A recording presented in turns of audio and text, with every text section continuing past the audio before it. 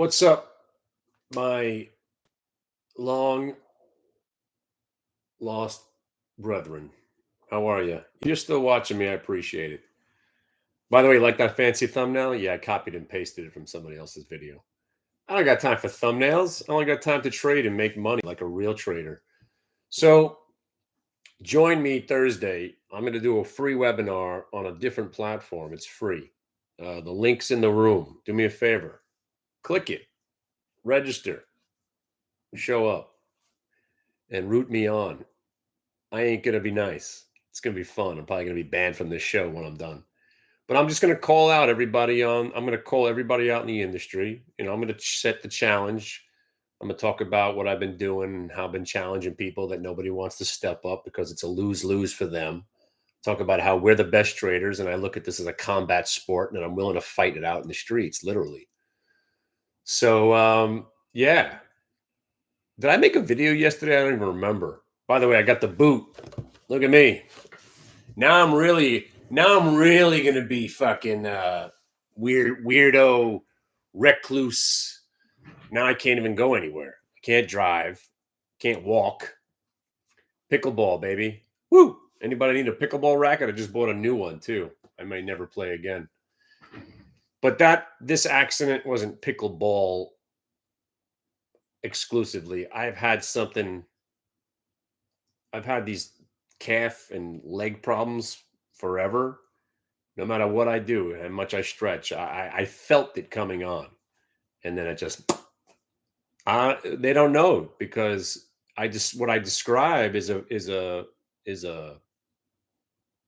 Achilles situation, but the pain is in the upper left calf area on my right leg, which is where you don't normally have pain for Achilles. I didn't have any swelling at the bottom. So it's like I'm right in the middle. So we got to get an MRI and then I'll follow up on Monday, see where I'm at. Hopefully I can get my crippled ass out of the house on Friday. I would love, I got All Them Witches, which is one of my favorite bands ever. I've been cramming for this show for 6 months and they finally came back to the States and they're playing some crazy looking metal dive bar in Brooklyn. So I'm going to call the place and say, look, my friends are coming.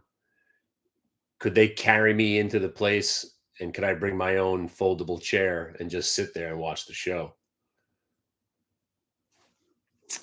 They're probably going to think I'm a lunatic, but hey, look, I don't want to miss the show. I can't stand there the whole time. I can't even stand.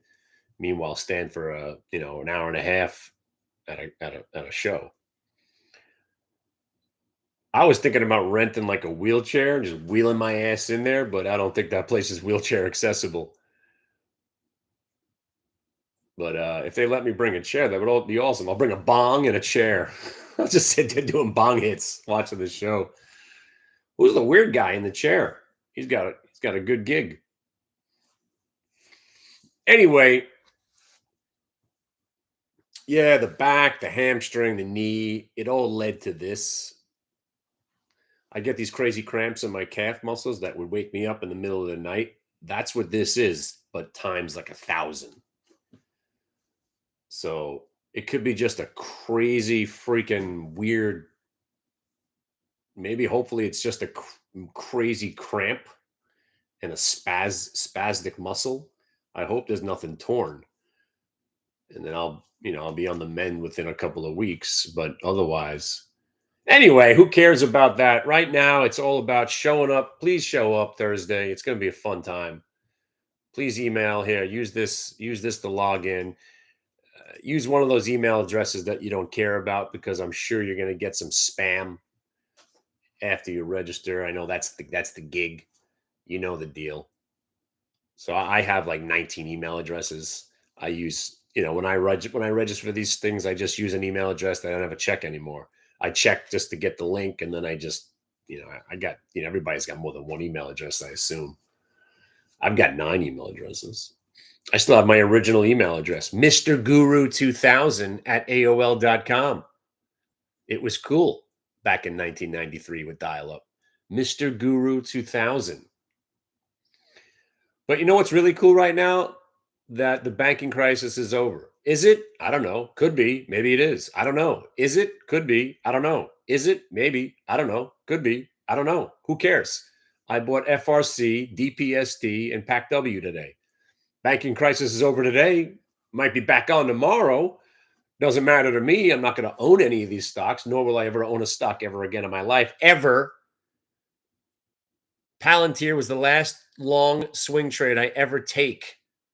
And again, I might do one contract on a Friday, holding into the close. You get some crazy dumb premium where you could set up a trade for the day where you're risking 8 cents to try to make $1. I might put a call spread on, but I'm never ever holding overnights. I'm never putting call spreads on for more than a day. I'm specifically never going to swing trade.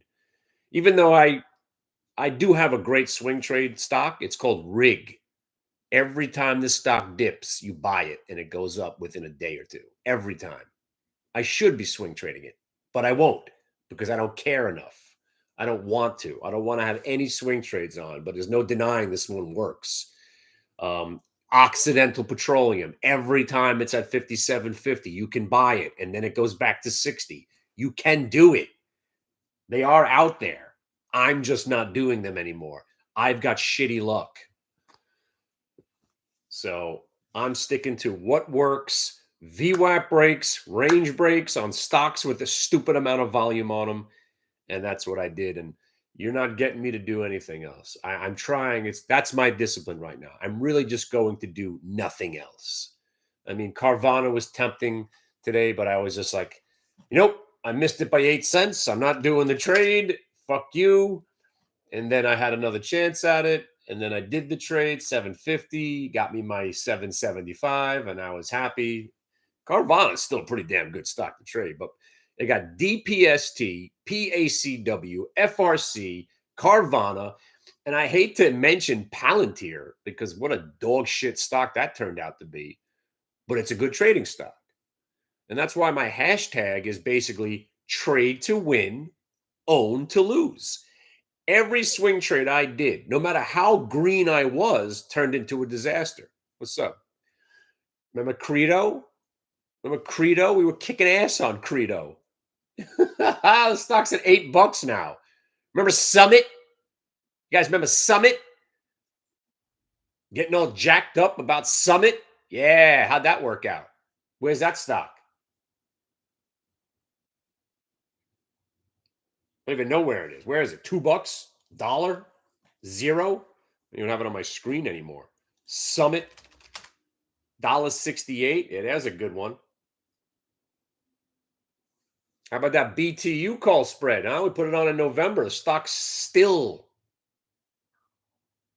below where we bought it in November. Whoa, long-term investing. Speaking of long-term investing, do you know that I own New York Community Bank? Well, I don't own it. My mother-in-law owns it for 22 years. You know where the stock is today? 22-year lows. Great. Long-term investing. It's fantastic. 22 years later, your stock's right back to where it came from. Stock was at $8. We had it 8, 12, 15. Stock was at 22. I remember buying more. Stock was at 35. Stock hit 590 on Monday. Bought some more. Maybe it goes back to 9, 10. 10. Stock stunk before this crisis. But why own? Why own when you could trade to win? Who gives a shit about Carvana, right? Anybody going to own Carvana? Why? Why would you? But Palantir, every time it dips under 8, there's some buyers there. You could trade 3,000 shares at 787. Stock pops 30 cents. You make your $900, and bang. Thank you, Palantir. Now you could go back to sucking in somebody else's portfolio, not mine. Path. Remember Path? Yeah, Path, Path. Popped on the earnings, right? What's it done since? Nothing. But 1666, you're in. 17 and change, you're out. 1675, you're in. 17 and change, you're out. 1695, you're in. 17 and a quarter, you're out. Making money. Do I own Path? Fuck Path. I don't even know what Path is. I hate every stock. I can't wait to do this webinar on Thursday. I'm going to tear people up with their scanners and their alert services, even though I'm part of the freaking hypocrisy, except my alerts, my services are better than everybody else's. And it's not even a comparison. We actually teach you how to trade using a very, very specific setup that's pretty damn simple to understand. If you can't understand two lines on your screen and the price of a stock, you got a VWAP, you got a prior day VWAP. That's it. There's no stochastics, Bollinger Bands, moving averages, none of that shit. This is the simplest setup you possibly can learn in trading. If you can't learn this, and that's what I'm going to be saying, if you can't do this, you shouldn't be even attempting to trade. And if I insult people when I say that, good. You should be insulted. Because if you can't take that, if you can't accept that, because this is the easiest setup there is. VWAP trading, by far, is the easiest setup there is. I've been trading for 30 years. I've never found anything that works this good and is as easy to learn. If you can't do this, you shouldn't be trading. This trade, that 1 minute multi-day VWAP reversal trade, we had one to choose from yesterday. It was Foot Locker. And it worked to the downside. And then today you walked in, hey, that Foot Locker was pretty good. Oh, let me see what it's doing today. And today it was a 1 minute multi-day VWAP reversal to the upside. And it worked. If you just stick to that trade around stocks that are in the news, a la the earnings reports, or that are in play like the banks, you cannot fail with this trade. You can't. Unless you choose to fail like I did yesterday by doing other things. I had four great trades. I was up 680 bucks. Sorry, 1,080 bucks. I did another trade after that. And then I lost 280 on some bullshit. I don't even remember what it was. And then I was like, I remember the symmetry. I was like, all right. I looked up. I was like, all right, I'm still up 500 and something bucks. And I just wanted to do one more stupid trade. One more stupid trade. You know what that stupid trade was? I bought 10,000 shares of NVAX. And then if you just said, why would you do that? Yeah, why would I do that? Why would I do that? I don't know why I did it. It was above VWAP.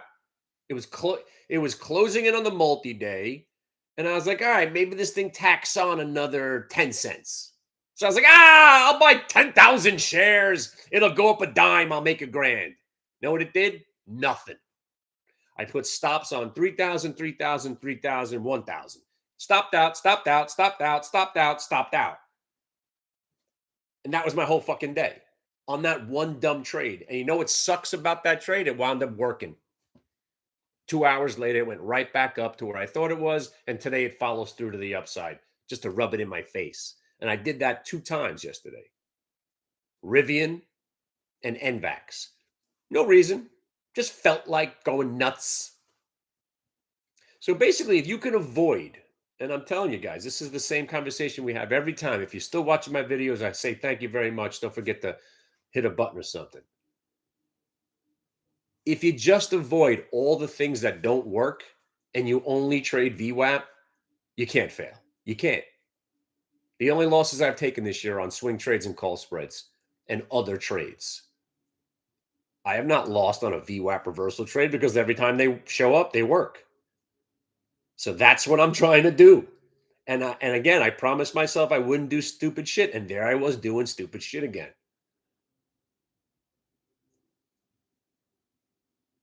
And really does. That's it. So FL today, your buy would have been at $41. Yes. Very good. And if you didn't catch the 41, it was breaking the 930 candle and the multi-day simultaneously, which is still a pretty damn good entry. 41.65. You got 42 and a half out of it. Have a nice day. I mean, there was hundreds of trades today that worked. Hundreds. Today was A-okay. Today was bang your head on the keyboard, buy a VWAP break, you got paid. I mean, the list goes on and on and on. I was in the banks again, DPST, FRC, and PACW. I shorted the Qs once on the rollover early this morning. Sorry, wait, I didn't short the Qs. My faithful assistant shorted the Qs in a moment that I'm proud to say. I looked up at the screen and I was in the banks and I saw the Qs rolling over. And I said, wouldn't it be wonderful? And I don't use that word lightly because men don't really use the word wonderful. Wonderful. It was wonderful to see that my assistant trader was actually short the Qs at the price where I would have shorted the Qs. It was a joy to see. So I immediately got on the air. I'm like, all right, I'm glad you're in this trade. Now cover some right here. So as I'm telling them to cover or it to cover, my Fazoon is a mythical creature. Not really know what the sex is yet. But so I'm watching the screen as they're trading my account, right? And I'm saying, you want to cover right here. And I see the position get bigger. I'm like, no, no, no, no, no. I said cover. And there, Fazoon must have been hitting the wrong button. So I'm saying cover here at 307. Next thing you know, there's another. So she started out at 1,100 shares. And next thing you know, it's up to 1,200, 13. I'm like, I think you're doing the wrong thing. It's the left button. It's the cover button or the right button. And Fazoon's bugging out, and she's just sitting there hitting the wrong button. Luckily, the market kept tanking, and I was like, "All right, you nudnik." I was like, "You made a mistake, and you're actually benefiting from it. Cover the whole position right now." And that's a rule of trading. If you happen to do something stupid like that, and I do it all the time, I'll be sitting here looking at FRC, ready to buy it, and then I don't realize that my mouse is on a different order entry box. So I'll hit buy. Next thing you know, I'm trying to buy 500 shares of FRC and I'm in like 500 shares of some bullshit name that I just happen to have on the screen. I'm like, what? Immediately get out. If you make a mistake, don't try to work the trade. Immediately get out. And my new Fazoon, so far, it's done that twice. And both times it's in her benefit or its benefit or their benefit. Or I don't know what Fazoon is. I guess Fazoon would be a they if I've had to choose a pronoun. Kind of like a hermaphrodite, I think. But just freaking awesome. I mean, I have zero luck. If I hit the wrong button, I'm in a stock that immediately goes to zero, or I'm short something I don't want to be short, and I'm getting my ass kicked. So far, she's made two critical errors, and both times it's worked out in in its favor.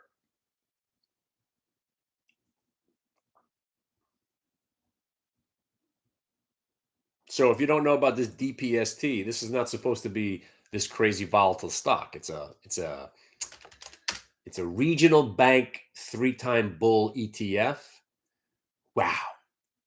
Thank you, this stock, DPST. Fun times. I mean, you got, 15, 20 million shares a day, 1 cent spread, stock rips back and forth. What do you need? That's all you need. You know what's been awesome? I don't know if you guys are watching. Oh, by the way,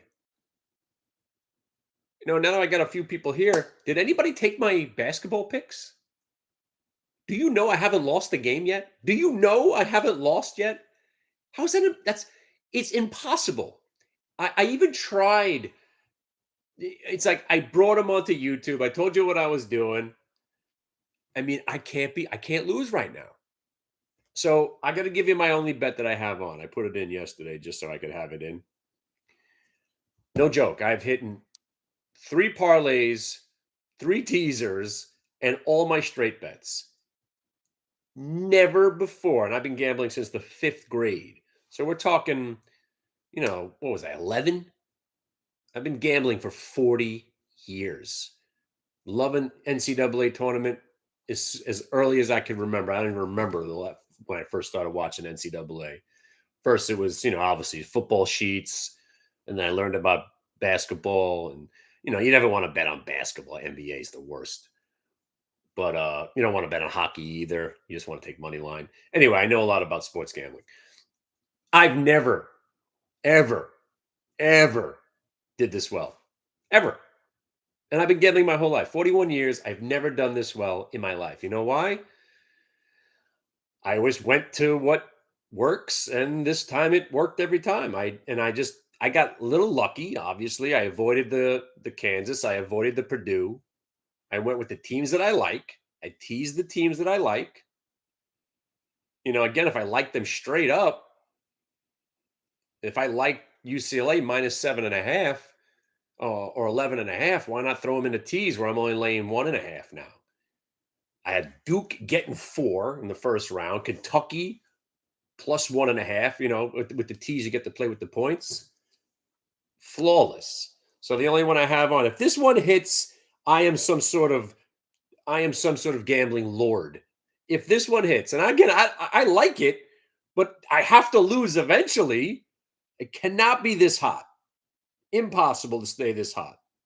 So my game is, I got the only two teams that I like. The only team, and again, I'm sticking with what I like. I got UConn,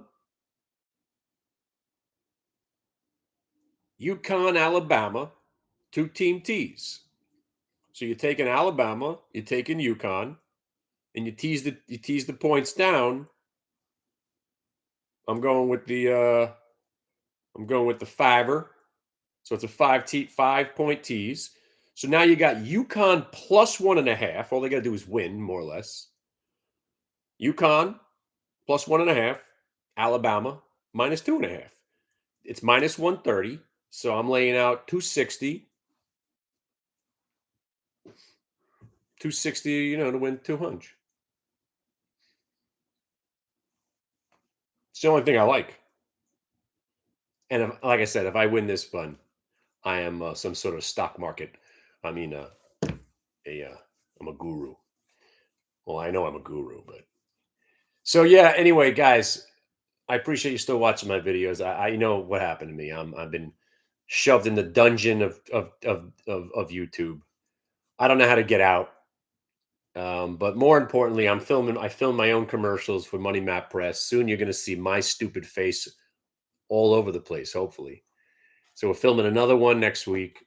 And hopefully, when other people watch their dumb videos, you'll see my stupid face, which has been a goal of mine. And then 3 or 4 months from now, we're going to run the commercials for the Guru Challenge and really try to get it going. So me, Trade Zero, Money Map Press, we're just going to start running commercials. You think you're a guru making videos on YouTube? Well, step up and try to beat the only one that matters, the true guru. I am the guru. That's going to be the name of the challenge. I am the Guru Challenge. If you can beat me, even come close to beating me, I'd be impressed. But you know what? I'll give credit to the kid with the fishing boat. He's trading live futures, seems to be making money. The guy was trading stocks and then he admitted that he wasn't actually using a live account. Everybody got down on him, condemning him. I don't give a shit whether you're trading live or not. If you're giving good ideas, solid advice, and helping people, good for you. I don't give a shit whether or not you trade live or not. If you're providing a service and that's what you're charging people for, and you're doing your job, then I don't care if you trade. Nobody should care if I put these trades on or not. Who cares? If you're logging into a website to learn how to trade and get some good ideas, and you're learning how to trade and you're getting good ideas, what do you care what the guru in charge is doing? I'm good. The only thing I'm worried about right now is FDI insurance on some of these banks where I have money. Anyway, good luck, my friends. Here's the link again. Please join me. It's going to be a hoot nanny. I'm going to tear it up. I'm going to Vegas. I mean, I might be limping around like a freaking cripple. Obviously, we're not going dancing.